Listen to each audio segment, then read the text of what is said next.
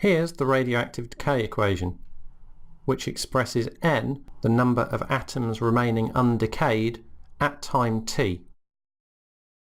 We're going to derive this equation, but before we do, let's model it numerically so that we can know what to expect. Here's a spreadsheet for the radioactive decay of 10 million atoms. Here's the number 10 million, of an isotope whose decay constant, lambda, is equal to 0.1 per second. In other words, each nucleus has a 1 in 10 chance of decaying each second. So let's ask ourselves how many nuclei will decay in that first second, and we can model it like this. We can say that the number of nuclei decaying that second, which is the activity, is given by 0.1 multiplied by the number present. So after 1 second, how many nuclei remain?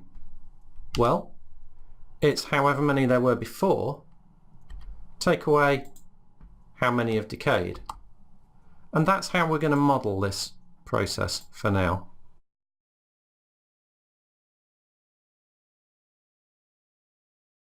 And there we are. Now, what does that look like? There we go. And at first sight it looks like the graph shows an exponential function, which is what we're expecting. We're told that exponential functions result when the rate of change of a quantity is proportional to that quantity, and it looks as though that is the case here, since the activity at each time is found by multiplying the number of nuclei by a constant fraction, the decay constant. So let's check by solving the equation itself and comparing with that numerical solution. But before we do, let's derive the radioactive decay equation so that you know where it comes from. We've already explained the meanings of n and lambda. T is the elapsed time, and that just leaves n naught. N naught is the initial number of nuclei. And we know what kind of behaviour this curve exhibits. We know that successive halvings of the number each happen in an amount of time called the half-life. Now, how to get to this equation in the first place? Well, we set up the problem by just describing what we know about the rate of change. And we know that the rate of change of the number of nuclei is proportional to how many nuclei there are. That's just another way of saying the more there are, the more that will decay. Notice the negative sign. That's just saying the more there are, the more quickly the number remaining will go down rather than go up. So this negative sign turns the resulting equation into an exponential decay equation rather than an exponential growth equation. We can replace the proportional sign to an equal sign with a constant involved, and that constant, lambda, is what we know of as the decay constant. It's the probability of decay for a given nucleus per second. Now we can do a technique that mathematicians would call separation of variables, and we can just think of cross-multiplying and dividing.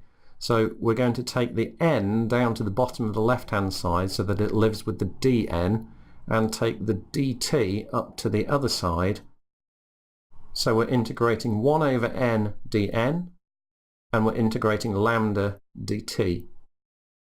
And we're doing that from time 0 to time t, and in that time interval the number of nuclei will fall from n0 to n. And remember, what we're trying to do is find an expression for n, the number remaining, at time t. So we perform the integration. Integrating 1 over n gives us log n, and integrating lambda, because it's a constant, just gives us lambda t. And we do that between the boundary values previously defined. So we have log of n minus log of n naught from the left-hand side is equal to minus lambda times by t minus naught, because that's the right-hand bracket evaluated at those 2 times. There's one further mathematical trick. which is to know that 2 logarithms subtracted is the same thing as the logarithm of the ratio of the two quantities, and the right hand side just turns into minus lambda t. Now we know that logarithms and the function e to the power of something are inverse operations. So if the log of n over n naught is minus lambda t, then n over n naught is e to the power of minus lambda t. And then we're pretty much at the final equation, because multiplying by n naught gives us our final radioactive decay equation. Now that we've got that equation, let's plot it alongside the model data using an exponential function within the spreadsheet. Here's the model data with the blue line on the graph, and here's the calculated data from the exponential function with the yellow line on the graph.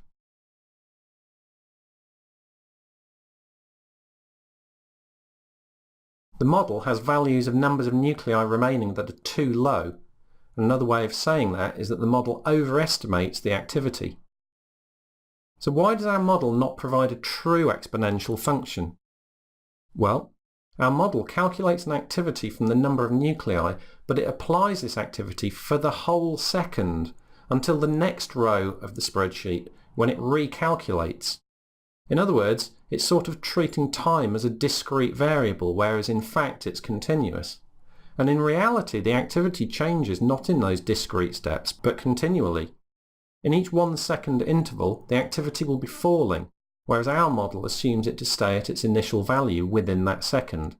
And this leads our model to overestimate the activity at each step and underestimate the number of nuclei remaining. You can see from this that using smaller time intervals, delta t, should give a better model with a better fit to reality. And you can try this yourself by recreating the spreadsheet with time intervals of, say, 0.1 second. And that'll move your blue line closer to the yellow line than it currently is.